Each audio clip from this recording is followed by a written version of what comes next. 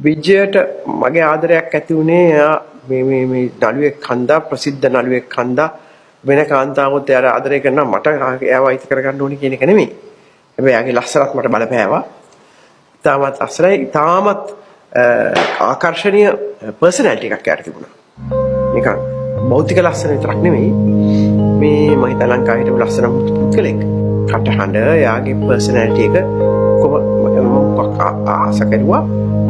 නමුත් ඒ සියල්ලටම වැඩිය එයාගේ මනුස්සත්වය. සාමාන්‍ය පෙළ විභාගෙනුත් ඉතාමත් හොඳට සමත් වෙලා තිබිලා.